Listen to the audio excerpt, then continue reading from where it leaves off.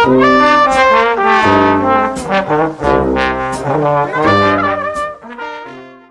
in to the most unique and bizarre stories on Doppler TV. Don't forget to subscribe to our YouTube channel for exciting updates and to expand your knowledge every day. A super rare treasure trove lies 380,000 kilometers from Earth. Is America going crazy, or is this the ultimate vision of a dominant superpower? Scheme or a monarch? Against the backdrop of NASA, the U.S. space agency, rushing to implement the Artemis program with the goal of returning humans to the moon by 2024 after receiving a record budget in its history, the U.S. Department of Energy has recently made another bold move, demonstrating just how ambitious America's lunar conquest aspirations truly are.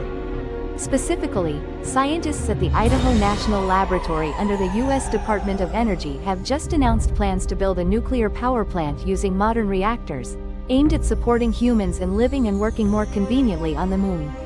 According to the plan, in 2026, 2 years after NASA lands humans on the natural satellite located 384,400 kilometers from Earth, a nuclear power plant will be built on the moon.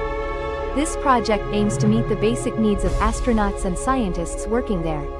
U.S. Department of Energy officials confirmed that this nuclear power plant has only one purpose: to supply energy for all operations supporting the exploration of the moon's south polar region. The Idaho National Laboratory stated that the reactor they hope to successfully build on the moon could be adapted to support future Mars exploration missions. This will pose additional challenges, but tech billionaire Elon Musk, considered the world's most ardent advocate for Mars colonization, has proposed using a nuclear reactor on the moon as a propulsion system to make reaching Mars easier for humans. What challenges does the plan to build a nuclear reactor on the moon present? A nuclear power plant on the moon needs to operate almost entirely autonomously, independent of Earth's gravity or atmosphere. Its design must be lightweight and compact enough to be easily transported into space. According to regulations, each reactor is only allowed to have a mass of a few tons, similar to those currently used to power nuclear submarines and icebreakers. The Idaho National Laboratory and the U.S. Department of Energy are actively advancing the development of next-generation reactor technology, focusing on modularity and safety. The goal is to complete it within the next few years to meet the construction timeline on the moon by 2026. 2. Rare treasures on the moon. However, these challenges are not barriers.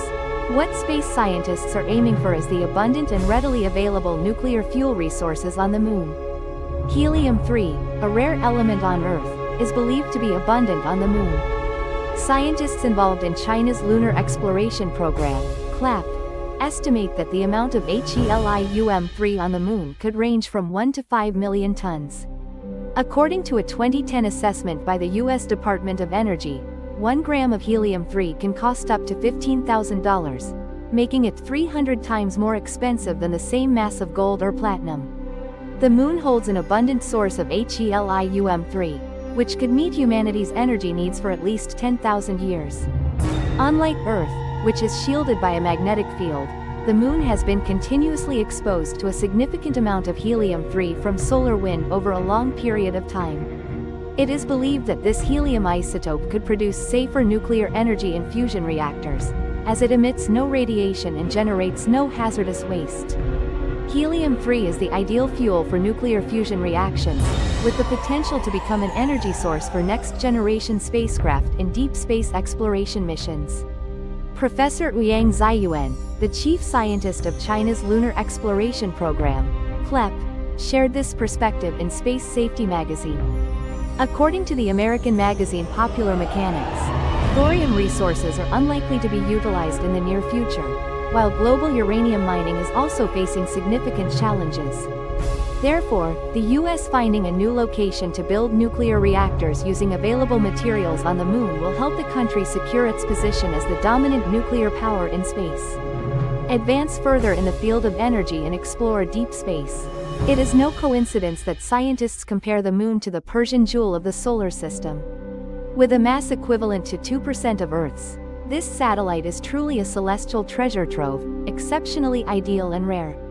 According to estimates, besides helium-3, the moon also contains precious metals such as gold, platinum, silver, and titanium. Therefore, not only the US but also many other countries and international space organizations are actively participating in the race to conquer the moon. According to the Russian news agency Pravda, experts at the Russian Academy of Sciences, ROS, have announced the successful design of a modular system to deliver a nuclear reactor to the moon. It is anticipated that humans could begin working there sometime between 2030 and 2035. Igor Bauman, president of the Russian Space Academy, stated that the European Space Agency, ESA, and the Russian Federal Space Agency, Roscosmos, have begun designing a series of lunar missions in the 2020s to explore the challenges of building settlements on the moon. China is planning to build a base on the moon, even though the country had previously stated its primary goal was to complete a manned mission to Mars by 2020. Besides governments, many private companies are also actively participating in this space race. Russia's private company Lin Industrial has announced plans to build a lunar base with a total cost of $9.3 billion, expected to be completed by 2030. Accordingly, the company will transport construction materials to the moon using 13 heavy lift rockets. In the future, technologies such as solar energy, 3D printing, robotics, and advanced composite materials will be utilized to overcome the challenges of operating in the vacuum of space under extremely harsh temperatures.